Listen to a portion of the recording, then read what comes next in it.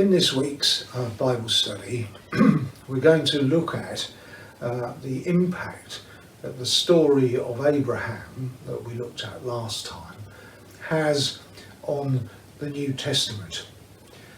But it's not just the New Testament actually, it's on the three major religions that all arose in the same geographical area of the Near East, which was known as the Fertile Crescent.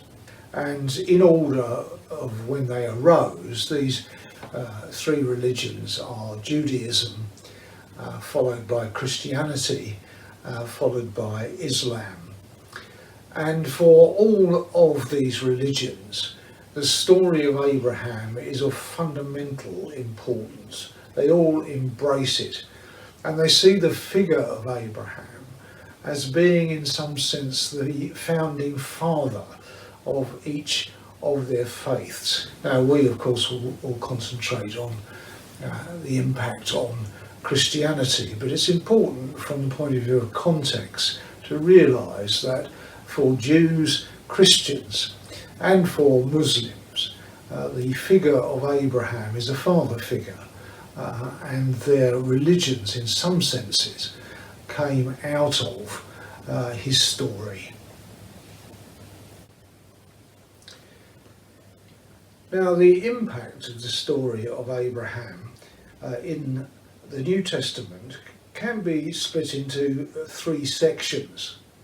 Firstly, we find it in the story of Jesus. Secondly, we find it in the theology of St. Paul. And thirdly, we find it in the theology of St. James. So we'll look at those in that order. Jesus, as we know from the Gospels, right from the beginning of his ministry, was opposed by the religious leaders of his day. They saw him as something of an upstart rebel rabbi who had no official authority to do or say the things that he did. And the more he did it, the more intensely they opposed him and felt that he was a threat. And eventually, of course, as we know, they contrived to get rid of him. And their main defence against Jesus was that they were true sons of Abraham. And the argument that arose between them, and we see this particularly in St. John's Gospel, is Jesus tells them, well, you're not sons of Abraham. You're not sons of Abraham because you don't have a faith like Abraham. And if you had a faith like Abraham, you'd recognise who I was, and you would listen to me instead of opposing me and trying to get rid of me. And so there's also sayings like God could raise from these stones sons of Abraham. And Jesus is saying to them, don't see yourselves as God's favourites. You've got to live according to the same kind of faith that Abraham showed in God. So that's where we see the story of Abraham being important to our Lord Jesus Christ. But secondly, prior to the actual writings of the Gospels, we have the letters of St. Paul, and in particular the letter to the Romans. And in this, Paul takes the story of Abraham as being an example of what faith really means. And that if we want to be right with God, we must have a faith like Abraham's. Abraham basically believed the promises of God, even though it seemed to be impossible. The promise was that he would have a son, and that the world will be blessed through his line that came after him, and that line will be numerous as the stars in the sky and the sand on the seashore. And so firstly he believed that, and then when the son eventually arrived, he was further tested in his faith when God told him to sacrifice his son. And it's a pretty hideous story really, from our modern point of view. but he believed that even if his son died, then God would still keep his promise. And of course, as we know in the story, he didn't actually kill his son. There was a ram caught in a thicket which was used as a substitute for Isaac.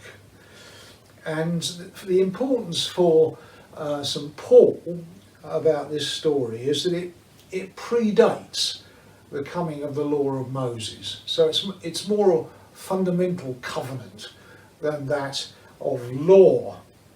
And Paul is saying, if you believe in the promises of God that he gives through Jesus Christ, then you have a faith like Abraham's and you will be saved.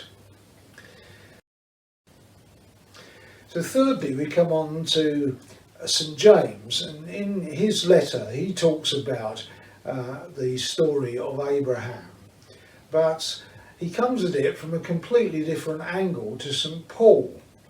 For St. Paul, faith is what's most important. For St. James, faith is only really shown if you do good works. So whereas Paul says, if you believe, you will be made righteous, James says, if you do good works, it proves you have faith. Now, at a first glance, this does appear to be contradictory, but in fact, I don't think it is. I mean, people misunderstood St. Paul and said things like, well, if it's all grace and faith, then I can live as I like. It doesn't matter. Well, of course, St. Paul came down on that like a ton of bricks. But St. James stresses the fact that faith must be shown in what we do. And he uses the story, in fact, of the sacrifice of Isaac. He says, well, Abraham did this and therefore manifested his faith. So for James, faith without works is dead.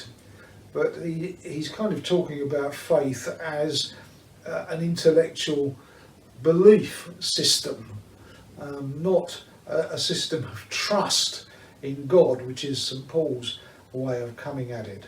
So I think there's a balance there in the writings of these two apostolic characters, that faith is important, believing the promises of God, trusting in God, not just having an intellectual idea of God, but also that faith needs to be worked out in how we live our lives.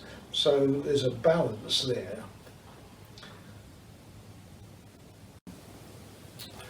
So how shall we conclude?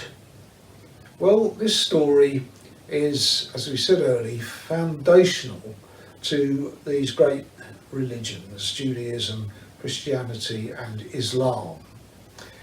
And in particular with Christianity, the idea of Abraham, taken up by both St. Paul and St. James, is that we must trust in the promises of God through Christ. Trust is the key for St. Paul. It's not an intellectual belief. It's not saying the Nicene Creed every week. It's trusting in the promises. That's what makes us right with God. But that trust must be worked out in our everyday lives. And that's the stress that St. James brings to the story, that we manifest our faith by the way we live.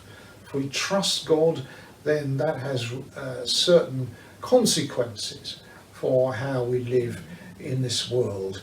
So we can say that really it's the same thing, come from two different angles, and that's how we conclude what both St. Paul and St. James say, in addition to the story of Jesus and his conflict with the religious leaders of his day.